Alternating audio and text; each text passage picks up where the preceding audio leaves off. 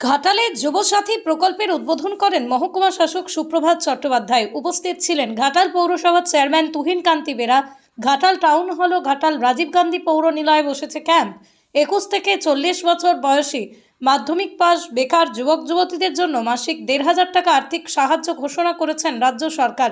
রবিবার থেকেই ঘাটাল মহকুমার 5টি পৌরসভা ও 5টি ব্লকে শুরু হয়েছে বিশেষ শিবিরের মাধ্যমে যুবসাথী প্রকল্পের ফর্ম জমা নেওয়ার কাজ।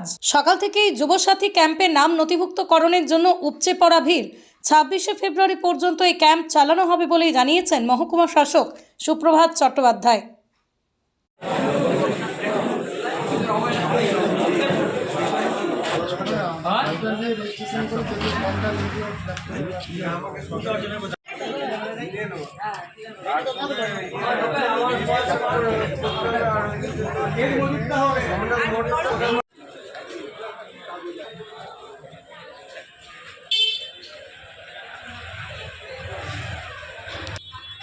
আমরা যুবসাথী প্রকল্পের জন্য আবেদন করতে এসেছি, ঠিক আছে। আর বেকার বেকার ভাতা যেটা দিয়ে আছে যুবসাথীদেরকে, ঠিক আছে, 1,500 টাকা করে, তাই জন্য মুখ্যমন্ত্রীকে আমাদের অনেক অনেক অনেক ধন্যবাদ। আমরা অনেক খুশি, ঠিক আছে। শুভেন্দু বাড়ি অফিসে ক্যাম্প চলছে এবং মিউনিসিপ্যালিটিতে আপনারা দেখছেন ক্যাম্প চলছে টাউন হলে। প্রত্যেকটা মিউনিসিপ্যালিটি, যে 5টা মিউনিসিপ্যালিটি 5টা ক্যাম্প, ঘাটাল প্রত্যেকটা ব্লকে যারা আছে তারাও ক্যাম্প করছে এবং আমরা ক্যাম্পগুলো আজকেই শুরু হয়েছে। আপনার কালকে আমরা খবর পেয়েছি এবং আমরা শুরু করে দিয়েছি ক্যাম্পগুলো। আপনারা দেখতে পাচ্ছেন অভূতপূর্ব সাড়াও পাওয়া গেছে। এটা চলবে 26 তারিখ অবধি, ছুটির দিন বাদে। কিন্তু যেহেতু আমাদের শুভ উদ্বোধন আজকে আমরা নর্মালি যেমন 5টা অবধি হয়, আমাদের সেই ক্যাম্পটা 5টা অবধি চলবে। কতগুলো ক্যাম্প চলছে এখন?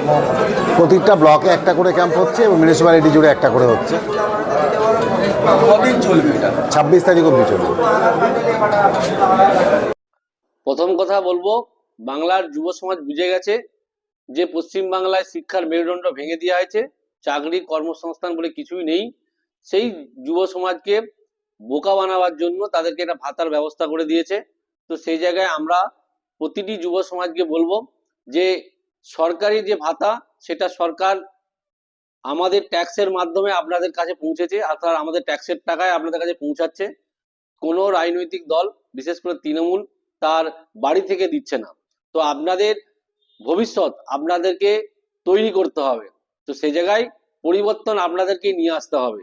যুবসাথী আরো অনেক কিছু বিষয় আছে। তৃণমূল কংগ্রেস পশ্চিমবাংলাকে ভাতায় ভরিয়ে দিবার চেষ্টা করছে, কর্মসংস্থানকে 0-0-0 বিগ 0 করছে।